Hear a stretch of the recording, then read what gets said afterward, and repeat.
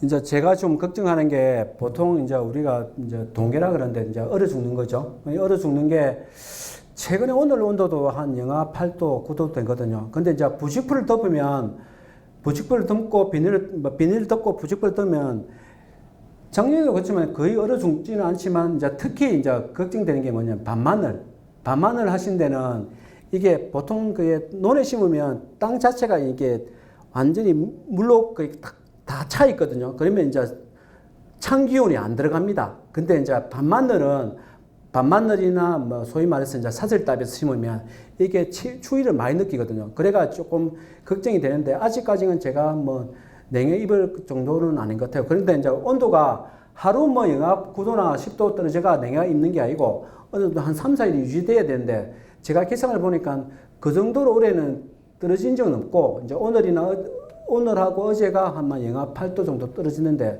그 정도는 제가 볼 때는 낮에는 또 기온이 회복되니까 본이 되니까 온도가 좀 차 있으니까 그 정도는 제가 큰 문제는 안 될 것 같는데 혹시 이제 문제 되면 이제 얼어 죽는 거는 거의 없을 것 같은데 이제 봄에 부십고 뜯으면 기온이 떨어지면 이제 냉해가 있을 수 있어요. 그러면 이제 냉해 시간에 빨리 이제 영양제를 치거나 좀 요소를 연면시비를 하든지 그렇게 하셔야 됩니다. 요거는 이제 제가 아까 이야기했는데 일반적으로 이제 마늘 심고 나면 이제 저온이 좀 거쳐야 된다. 이제 5도에서 10도 사이. 그리고 이제 이 거치고 나면 이제 지금 시기가 언제냐면 인편이 이제 요 마늘 안에 이제 쪽이라고 생각하잖아요. 그죠? 마늘 쪽이 이제 조금씩 분화됩니다. 실제로는 안 보이지만 현미경에 보시면 열 달부터 이제 이게 온도가 올라가면서 이제 인편이 분화가 됩니다. 이 시기 이제 지금 시기가 이제 인편 분화기 정도 되는 겁니다. 이제 실제로 지금은 뭐 여기까지 이제 요 정도는 3월달 되면 육안으로 나오는데 요거는 이제 현미경이나 찍어 보시면 지금 단계에서도 인편이 좀 분화되고 있습니다. 2월달 정도 되면 요게 이제 사진을 이제 현미경으로 찍어보면 요 조금씩 나옵니다. 실제로는 안 보이는데. 이제 일반적으로 뭐 모든 작물이 당연한 건데 이제 배수가 양호해야 되고 그다음에 이제 특히 이제 마늘은 밤마늘보다는 그 우리가 말하는 저 논에서 재배하는 게 조금 유리합니다. 왜냐하면 수분이 이제 많이 들거든 마늘은 이 수분이 이제 공급하고 하기가 유리하니까 논에서 재배하는 게 유리합니다. 이제 밤마늘을 이제 사슬도에 재배하면 껍질이 잘 벗겨져요. 그래서 속된 말은 이제 열구라는 게 마늘이 터진다 그러거든요. 수확이 늦어지면. 근데 이제 껍질이 얇아져가지고 열구가 잘 일어날 수 있는 환경이 생깁니다. 마늘 그 사슬답이 지으면. 그리고 이제 일반적으로 이제 토양에 심으면 토양에 조금 깊게 심으면 토양에 압력을 받아가지고 이게 구가 충실해지는데 이게 마늘이 그 압력이 약해지면 모래땅이면 이게 계속 올라와가지고 이게 구가 튼튼하지가 않아요. 그래가 이제 그게 열구가 생기는 거죠.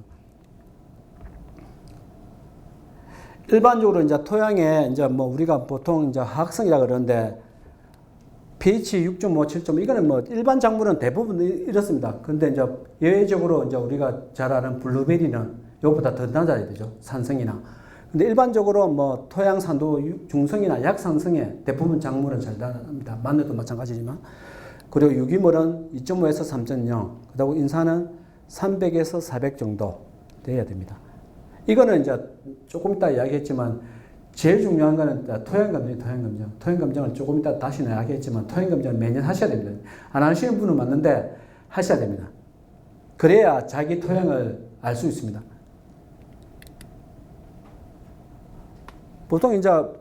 보통 우리가 마늘 뭐 재배하시는 분 중에 큰 트랙터로 하시면 이게 신경의 문제는 안 되거든요. 큰 트랙터로 쟁기로 하면. 근데 마늘이라는 게 뭐냐면 땅속 작물이잖아요. 그죠? 땅에서 자라기 때문에 마늘이 토양 안에 자라기 때문에 토양이라는 게 그 여자분도 잘 알겠지만 인큐베이터입니다. 그러니까 그게 클수록 마늘을 잘 자라는데 이게 트랙터나 경기로 노타를 치면 이게 흙이 작게 갈리잖아요. 그죠? 그러면 마늘이 곱게 안 자랍니다. 깊게 안 자라고 튼튼하지도 않고 제 말이 이 말입니다. 그래서 뭐 뿌리 마늘 크게 하려면 깊게 심어라. 깊게 갈아라. 밭을. 그리고 이제 이 하는 목적이 이제 뭐 제일 중요한 게 마늘이 토양 안에 자라니까 토양 안에서 뿌리가 쪽바로 길게 자라고 마늘 구가 커지는 거죠. 나머지는 저희들이 뭐 객토를 하는데 객토는 이제 뭐 사질답에서는 반대되는 객토라는 의미가 이제 반대되는 토양을 넣어가지고 완충시키라는 의미거든요. 그래서 사질답은 뭐 그 지력을 넣어가 좀 튼튼하게 반대로 만들어야 되고 너무 배수가 안 되고 뭐 속된 말로 떼조탕이 쪼대땅이라 그러죠, 그죠? 쪼대땅이라 그러면 뭐 그 모래를 넣거나 반대되는 뭐 산약을 좀 넣어가지고 토양을 이제 배수를 좀 원활하게 해야 되는 거죠. 아까 제가 할 때 다시 한번 이걸 물어봤어요. 제가 이게 자도 조금 이게 뭐 어떻게 나올지 한번 물어봤는데 pH가 중요한 게 뭐냐면 뭐 조금 이따 더 상세하게 얘기하지만은 우리가 약산성이나 중성에서 마늘이 잘 자란다 그랬잖아요. 그죠? 그런 잘 자란다는 거는 그 pH가 6.5나 7점 됐을 때 양분이 잘 빨아당긴다는 소리거든요. 근데 그게 넘어서면 다른 양분을 흡수 못하거나 안 좋은 양분이 계속 나오기 때문에 pH를 계속 맞춰라는 겁니다. 다른 이유 없습니다. 토양에서 제가 뭐 보통 토양 분석하거나 뭐 토양 분석해가지고 토양 분석을 좀 이렇게 설명해 달라 그러면 한 pH를 한 30분 동안 설명합니다. 다른 거 볼 것보다 pH만 맞춰라. pH를 맞추기 위해서는 스케일을 줘라. 그거 말고는 없어요. 그러면 그 다음에 다시 한번 보자. 그러거든요. pH가 제일 중요합니다. 토양 그 마늘에서. 뭐 다른 작물도 마찬가지입니다. pH가 중요한 게 이제 요 상태에서 대부분이 양분이 그래서 보통 우리가 비료주면 뭐 그 21-17, 17이나 뭐 18-0-16을 많이 주잖아요. 그죠? 복합비료를 많이 주면 보통 21, 17, 17이라는 숫자를 의미하는 건 다 아시죠? 왜냐하면 21은 질소, 17은 인산, 17은 K잖아요. 그죠? 우리가 보통 작물을 재배할 때 다른 원소들이 대부분 요 pH 6이나 7 사이에 제일 잘 흡수합니다. 나머지는 여기 때는 중금속이 많이 나와가지고 작물이 해롭고 여기는 아모니아나 인산이 불용화돼가지고 작물에 안 좋습니다. 그러니까 pH를 여기에 맞춰라 이 말입니다. 이제 구체적으로 이야기하면 토양이 산성이 되면 이제 이게 보통 pH라는 게 뭐냐면 수소 농도를 계산하는 거든 수소 농도의 역수를 이제 계산하는 건데 그만큼 수소 용도가 많다는 소리거든요. 수소 용도가 많다는 거는 수소 이온이 많으면 뿌리에 상처가 많이 납니다. 뿌리에 상처를 많이 냅니다. 그리고 이제 아까도 얘기했지만 다른 양분이 주로 이제 그 질소, 인산, 칼리가 흡수가 잘 못합니다.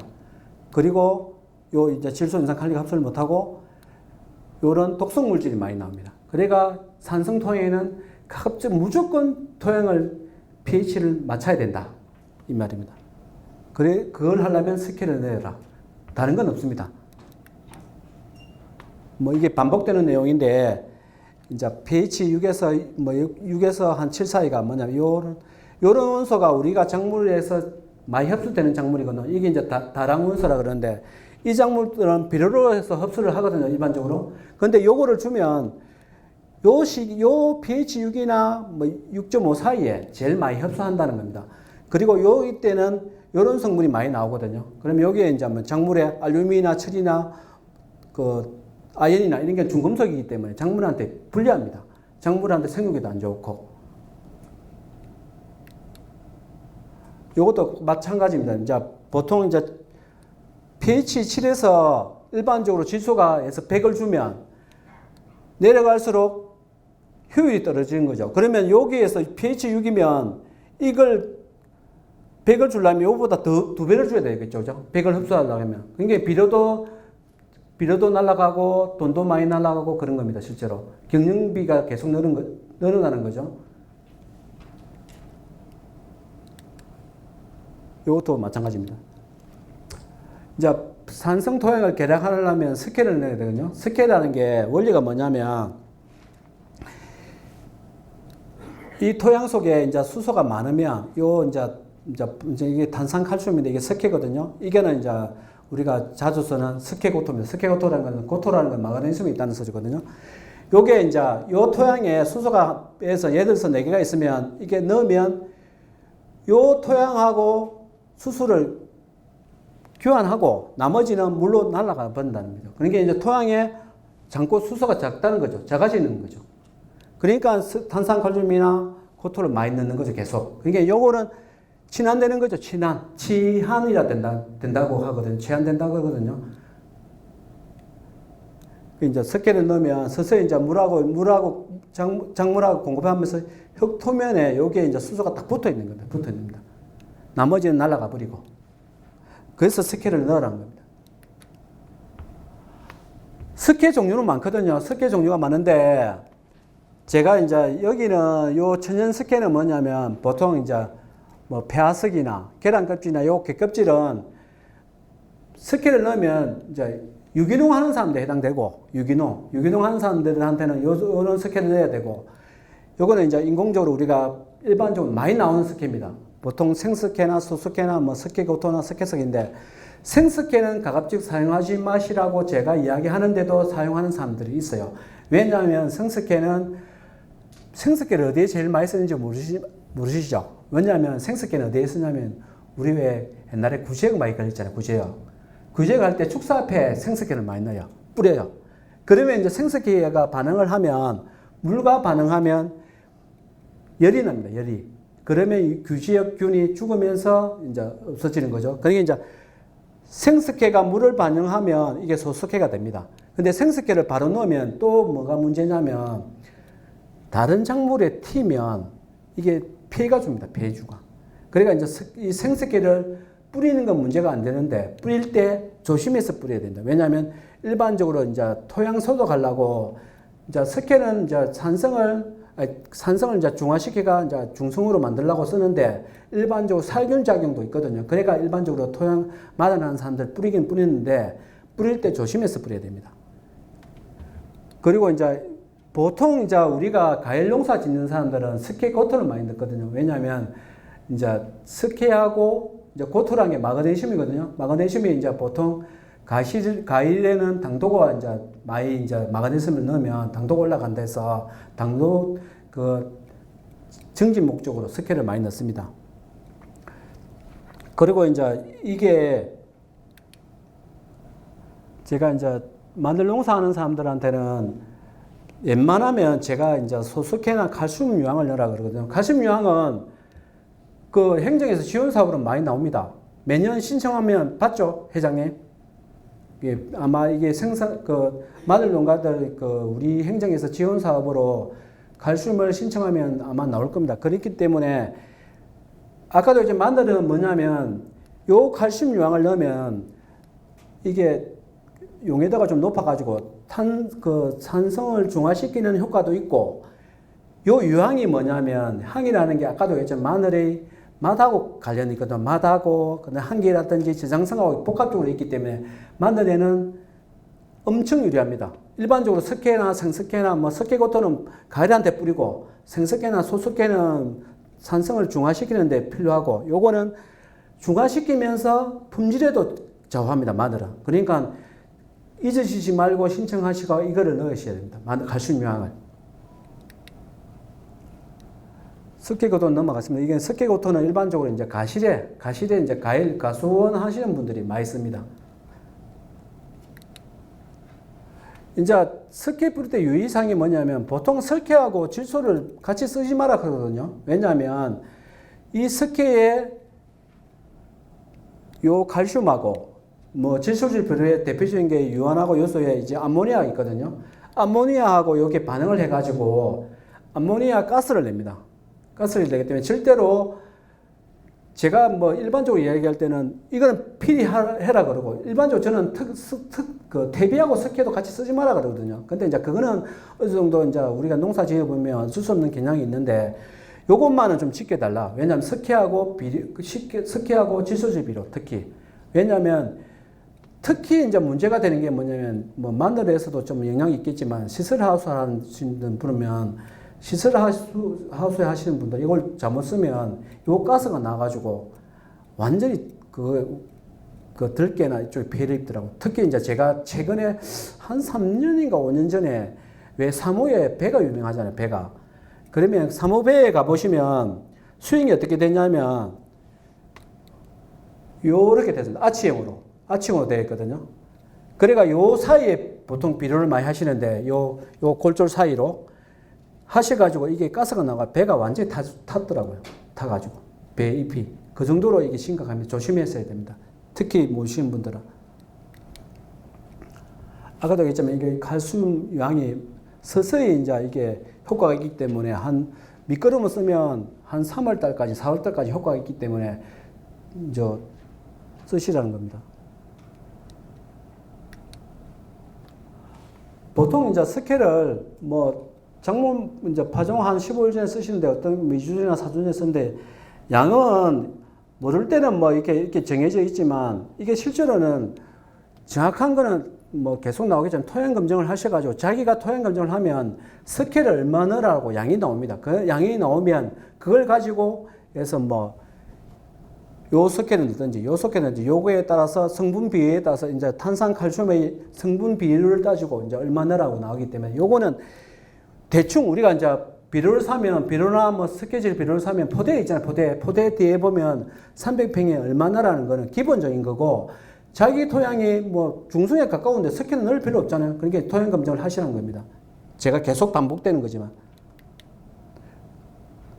이제 토양 검정이 나옵니다. 토양 검정이 제일 중요한 게 보통 그 자기가 문물 건강 상태를 알아보고 뭐 약을 먹어야 될 거 아니에요, 그죠? 이게 마찬가지입니다. 우리가 그 기술센터에 공짜로 해주는데 보통 재배를 이제 치료를 언제 채취하냐면 마늘 같은 경우에는 일반적으로 마늘을 이제 이게 채취 시기는 실제로는 재배 끝나고 하거나 재배 직전에 하는 게 좋거든요. 그래야 이제 토양을 하는데 이제 마늘 경우는 좀 애로사항이 뭐냐면 보통 이모작 하는 사람들은 벼소하고 나서 바로 마늘을 심기 때문에 그 토양 검정을 할 시간이 없습니다. 왜냐하면 토양 검정을 한 15일이나 정도, 2주 정도 걸리거든요. 그럼 2주 정도 갭이 생기기 때문에 벼수하고 나서 밭을 만들고 비료 치는데 그 정도 여유가 있으면 하면 되는데 일반적으로 수확하고 나서 마늘 수확하고 나서 토양 검정을 하시라. 그러면 이제 조금은 들리겠죠. 왜냐하면 마늘 수확하고 나서 토양 검정을 하면 또 그 검정 결과를 안 보고 배를 심거든요. 배를 심는다는 거는 토양 안에 있는 양분이 조금 흡수해 버리잖아요. 그죠? 배가. 그럼 조금 틀릴 수 있지만 일반적으로 제 생각에는 마늘 수확하고 나서 검정하는 게 낫겠다. 왜냐하면 파종하기 전에 하면 벼 농사 때문에 이게 토양을 채취하기도 힘들고 분석하는 결과도 나오기가 좀 시간이 촉박하다. 이런 겁니다. 제가 이제 이야기했지만 이제 시기는 요 두 중에 하나인데 제 생각에 마늘을 뭐 자기가 이모작을 안 할 거면 요거를 이제 그 토양 시비하기 전에 마늘 심기 전에 하시면 되고 벼 농사 짓는 사람들은 마늘 수확하고 나서 하시면 되고 그리고 이제 제일 중요한 거는 위치인데 이거를 자기 땅을 우리가 기술센터에서 공짜로 해가지고 흙을 떠오라 그러거든요. 그러면 이게 흙도라는 것도 귀찮아가지고 보통 우리가 포장에 가면 입구에 가면 여기에 떠오는 거 여기에 귀찮아가지고 그러면 여기에 습관적으로 뭐냐면 우리가 비료를 h치다 보면 보통 뭐 옛날에는 뭐 수레나 이렇게 h치면 여기는 항상 많아요 실제로. 왜냐하면 여기에 비료가 많이 h치지기 때문에. 그러면 여기에 보면 전체적인 이게 대표성이 없잖아요, 그죠? 그러면 제가 생각하는 최소한 이게 일반적으로 찍어가지고 요하고 여기하고 중간에 흙을 평균 땅을 흙을 채취해야 되지. 여기나 요 끝에 되면 여기는 비료가 없겠죠, 그죠? 여기는 또 비료가 많겠고 그러면 안 된다 이 말입니다. 여기를 대충 요를 떠가지고 요게 보통 이제 채취하는 건 뭐냐면 요게 거덕을 좀 걷어내고 한 마늘 같은 경우는 한 10cm만 깊게 파도 되거든요. 그러면 삽으로 뭐 이렇게 한번 이렇게 가로로 찔러가 요게 걷어내고 요 부분만 채취하면 되거든요. 그거를 이제 얼마만큼 채취해 오냐. 아까 전에 요거 많으면 많을수록 좋은데 한 3군데를 평균적으로 떠가지고 편지 봉투 한 봉투 그게 이제 그람수 따지면 한 500g 정도 됩니다. 500g. 그러면 이제 또 오시면 됩니다. 그러면 또 오시면 우리가 기술센터에서 다 건조해주고 분석해주고 그걸 한 보름 정도 걸립니다. 이걸 필히 좀 하십시오. 왜냐하면 뭐 치료봉투도 우리 기술센터에 주거든요. 뭐 안 그러면 자기가 이제 그냥 봉지에 담아 오시면 됩니다. 요게 제가 옛날에 토양검정 담당할 때는 계산을 해봤는데 한 번 분석하는데 비용이 어느 정도 드냐 하면 5만 원 정도 듭니다. 5만 원. 5만 원. 근데 5만 원을 공짜로 하잖아요. 우리 건강검진 받으면 한 공무원들은 30만 원 줘야 되거든요. 흑금 살 때 5만 원 주거든요. 이게 공짜입니다. 공짜. 공짜고 이제 예를 분석 결과를 우편으로 받고 싶으면 우편으로 보내주고 또 카톡으로 보내줄 수는 있는지 모르겠지만 그것도 보내주고 그다음에 이제 자기가 그거를 처방서를 좀 해석하기 힘들면 기술센터 담당자한테 오시면 다 설명해 주거든요. 그러니까 좀 적극적으로 좀 활용하시면 좋겠다 이 말입니다. 이게 이제 여기 이제 검사를 하면 이제 여기는 잘 안 나오는데 여기에 이제 면적 자기가 이제 에서 300평지면 300평 면적이 있는 필지가 나오면 그 필지대로 분석을 해가 여기에 이제 그 필지에 300평에 비료를 얼마큼 넣어라, 스케일을 얼마 넣어라 이게 다 나옵니다. 그대로 재배를 하시면 됩니다. 물론 이제 이거 재배하시면 실제로는 이거를 분석하면 결과를 보고 그만큼 해락하면 잘 안 합니다. 왜냐하면 이거보다 조금 비료를 더 넣어요. 욕심이 있어가 농가들이. 그게 저희들이 문제인데 이대로 넣어도 상관없는데 농가들은 욕심이 있어가 조금 더 넣습니다. 회장님 맞죠?